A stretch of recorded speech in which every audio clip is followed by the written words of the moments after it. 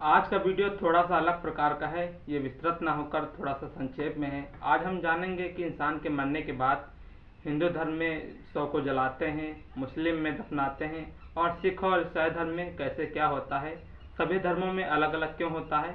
धार्मिक और वैज्ञानिक दोनों कारणों को हम समझेंगे और साथ ही साथ जानेंगे कि जब इंसान की मृत्यु हो जाती है तो उसका दिमाग कितनी देर तक जीवित रहता है और वो अंतिम समय तक क्या क्या सोचता है।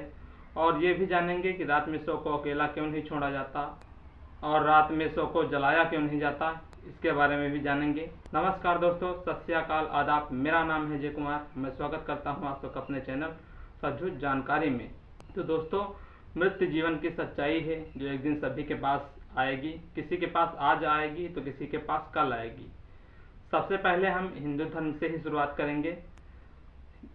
शास्त्रों के अनुसार शरीर 5 तत्वों से मिलकर बना होता है: पृथ्वी, जल, अग्नि, वायु और आकाश। इसलिए यह माना जाता है कि शव को जलाने से आत्मा को शरीर से मुक्त होकर मोक्ष की प्राप्ति होती है और शरीर 5 तत्वों में फिर से वापस विलीन हो जाता है। शव को जलाने से अग्नि शरीर को शुद्ध और आत्मा जो है अगले जन्म के लिए तैयार हो जाती है।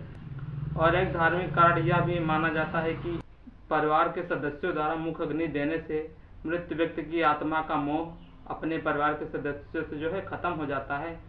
शव को जलाना एक सुरक्षित तरीका है, खासकर यदि मृतक को कोई संक्रमण या गंभीर बीमारी है तो बीमारी फैलने का खतरा कम हो जाता है।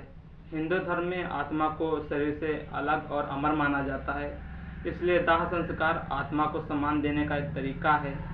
शव को जलाने का सामाजिक कारण यह भी माना जाता है कि हिंदू धर्म की स्थापना भारत में हुई थी। यहाँ पेड़ पौधे काफ़ी सारे थे, लकड़ियाँ ढेर सारी थी, तो इसलिए शव को जला दिया जाता था। ये एक सामाजिक कारण है, इसलिए शव को जला दिया जाता था।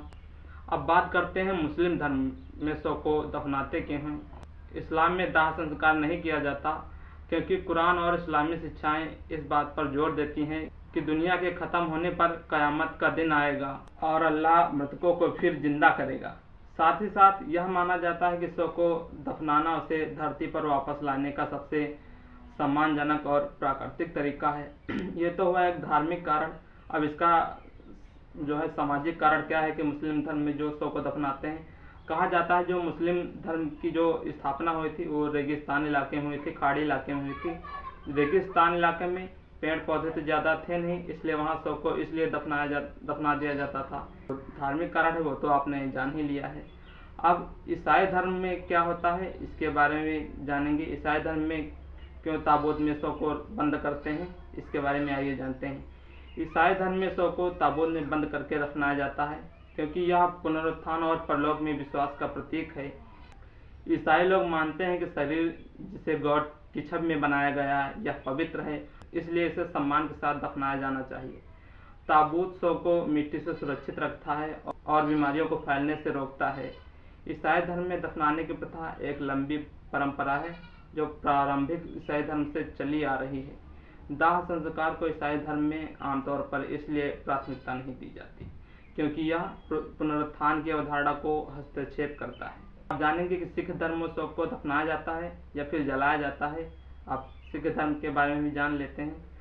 तो आपको बता दें कि सिख धर्म में शव को ज़्यादातर तो दाह संस्कार कर दिया जाता है, यानी जलाया जाता है और दफनाया भी जाता है, लेकिन प्राथमिकता दाह संस्कार को ही दी जाती है, मतलब जलाने को दिया जाता है शव को। क्योंकि सिख धर्म का भी मानना है कि आत्मा अमर है और शरीर नश्वर है।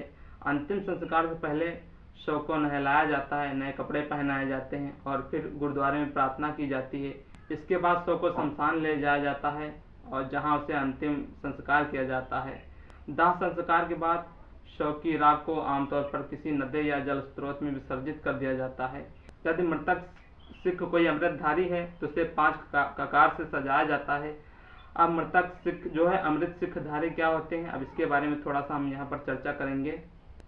दरअसल अमृतधारी सिख वे सिख होते हैं जिन्हें अमृत संचार नामक एक जो है विशेष दीक्षा संस्कार दिया जाता है, जिसे गुरु गोविंद सिंह ने 1699 में शुरू किया था। इस संस्कार में व्यक्ति 5 ककार धारण करता है, जैसे केस यानी बिना कटे हुए बाल बड़े रखते हैं। फिर है कंघा, यानी जो बालों में कंघी करने के लिए कंघा रखा जाता है। और फिर जो है कच्छा यानी छोटी अंडरवियर, और फिर कृपाण यानी तलवार रखता है, और कड़ा जो हाथों में कड़ा पहना जाता है। ये 5 चीज़ें जो है हमारा धारी सिख रखते हैं। सिख धर्म में अंतिम संस्कार में रोना, विलाप करना या फिर भावनाओं को सार्वजनिक प्रदर्शन करना स्वीकार नहीं है। अब बात करेंगे उन 3 सवालों के बारे में कि व्यक्ति के मरने के बाद कितनी देर तक दिमाग जिंदा रहता है। कि वैज्ञानिकों ने अपने रिसर्च में पाया कि मृत्यु के बाद जो है मस्तिष्क की गतिविधियां कुछ मिनटों तक ही जीवित रहती हैं। तकरीबन इंसान के मरने के बाद 7 मिनट तक मस्तिष्क जो है जीवित रहता है। इन आखिरी मिनटों में दिमाग अपनी जो है पूरी ज़िंदगी के बारे में याद करता है कि उसने कैसे कैसे अपनी ज़िंदगी काटी है, उसके जीवन काल में क्या हुआ, उन सभी सुख दुख के पलों को याद करता है। और अब बात करते हैं कि रात में जो है शव को अकेला क्यों नहीं छोड़ा जाता।